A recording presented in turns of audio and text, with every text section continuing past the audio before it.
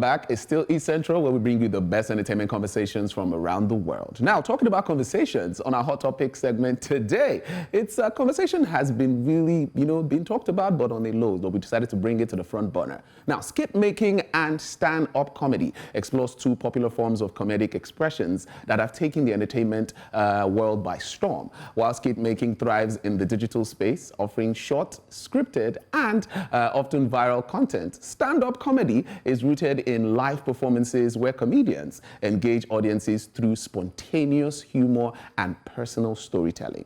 Now, today on Hot Topics, I'm joined by a Nigerian comedian, Kaycee, to highlight the uniqueness of the unspoken rivalry of both art forms and how they have shaped modern comedy culture. Kaycee, how are you doing, my man? Hello, I'm doing fine. Nice to see you again. It's great seeing you too, my brother. It's great seeing you too. So let's even start from, let's talk about it a bit, because we're talking about skits making and stand-up comedy. And there's been an unspoken rivalry going on there that people hardly want to talk about. But I said, okay, let's jump on this today. Now, stand-up comedy has been the major, or one of the major forms of comedic expressions from time immemorial, and moving up to the digital age where skit making became the front burner. But for someone who is in the industry, let's start from stand-up comedy. What would you say how has stand-up comedy been? You've been in this process for a while. How has it been so far and evolved to this point we're in right now? Thank you so much, Edel. So I tell people stand-up is an elite art form. So it takes a certain level of intelligence to do stand-up comedy. And the unique thing about stand-up comedy is live audience. Yes. There is no cost. There is no edit. It's you are funny or not funny. So for stand-up comedy, why it's peculiar is that there is nothing hard to it funny. It has to be funny, raw, and direct. Wow. I respect skit makers. It's a new form of art, and we embrace it. Skit making requires a certain level of creativity, scripting, the acting, and everything that has to do with it. So it's a new form of art that we need to embrace.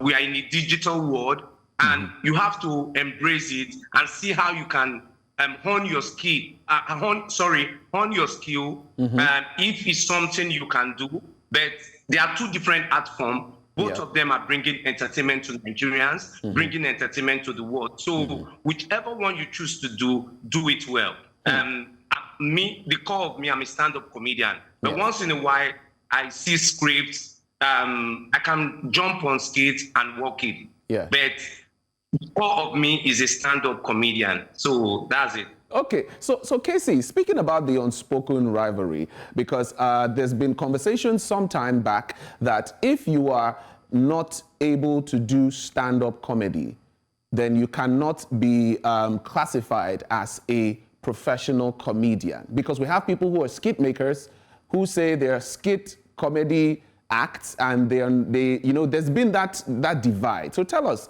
what's your take on this? Do you have to be a stand-up comedian to be able to say, yes, so I am a comedian 100%, or I'm a professional comedian? That's totally wrong. Once you bring laughter to people, irrespective of the platform you choose to do it, you are a comedian. We stand-up comedian, we are stand-up comedian because we perform to live audience. There are actors who are comedian. Somebody like Charles Inoje is a comedian because he brings laughter to people on another platform in form of sitcom. Comedy has different genres. Stand-up comedy is a genre of comedy. You have skit making, you have slapstick, you have cartoonists who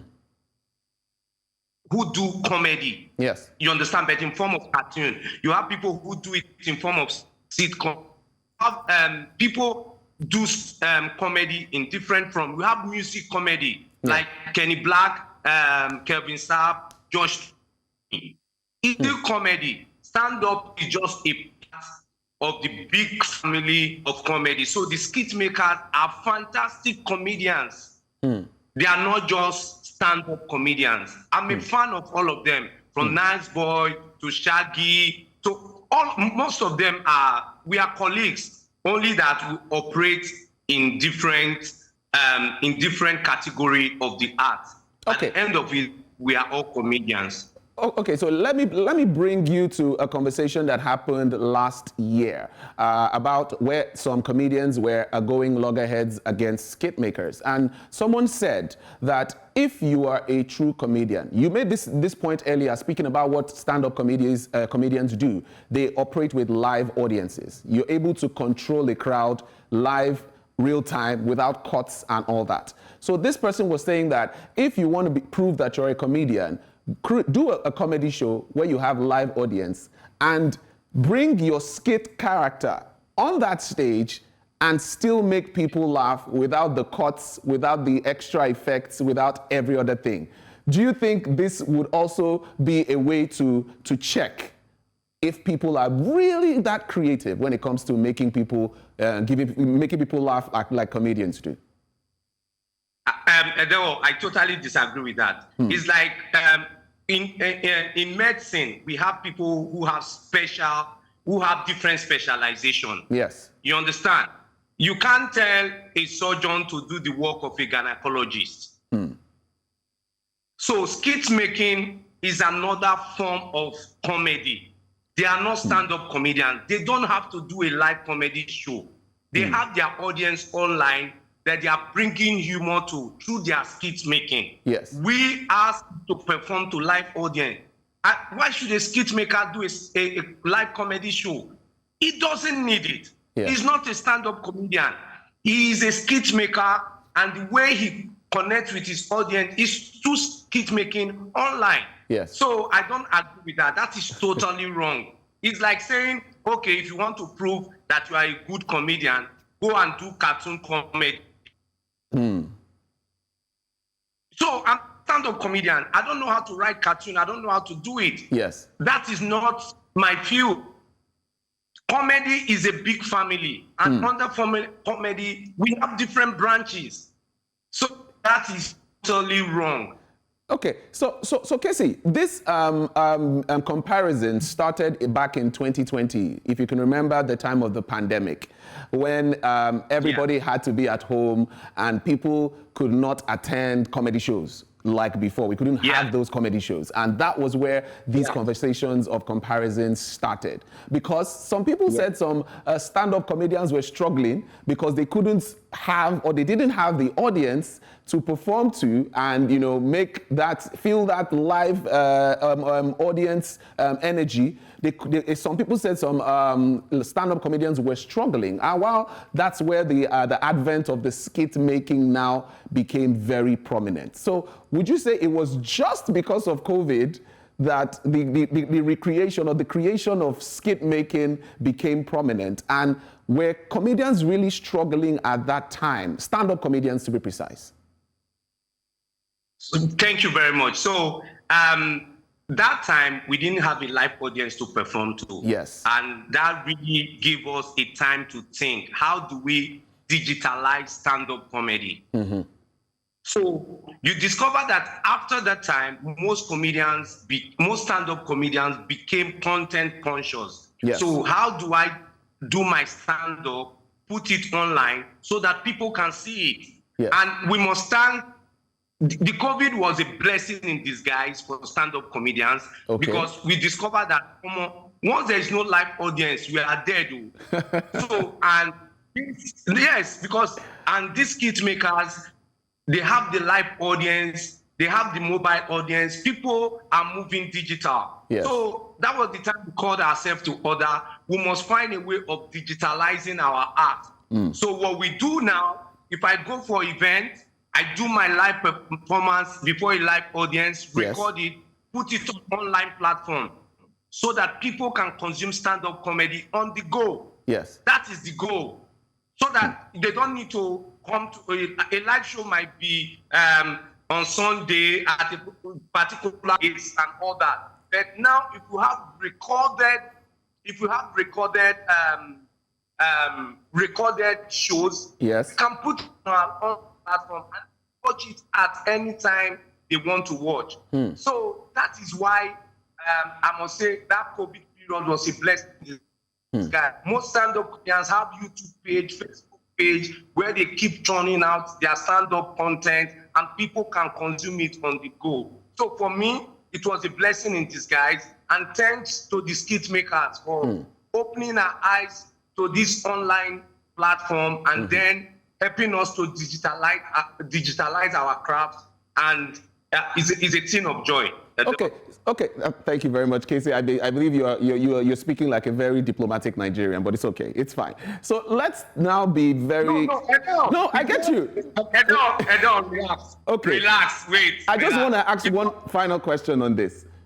You know, to be very candid, we're looking at if people say if social media doesn't exist. Let's take, for instance, there's a situation that we can't access social media anymore. Do you think the skit makers will still be able to earn a living if they are now forced to go on stage to be stand-up comedians? Oh, so this is it. It will be hard.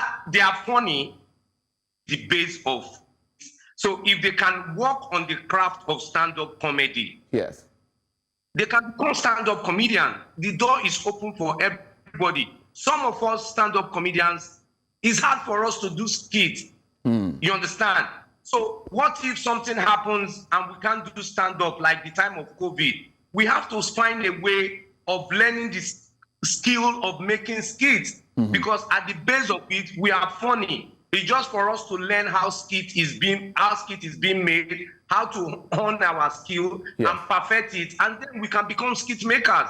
It's about collaboration. It's about learning with the time. It's about improving. That's it for me, Adele. Okay, so Kaycee, I'll take you up on what you just said, the final question. You spoke about collaborations, and people don't see a lot of stand-up comedians, like core stand-up comedians who do collaborations with these new generation skit makers.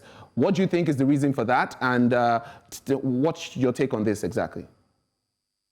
So let me tell you this: most stand-up comedians they are at the core of it.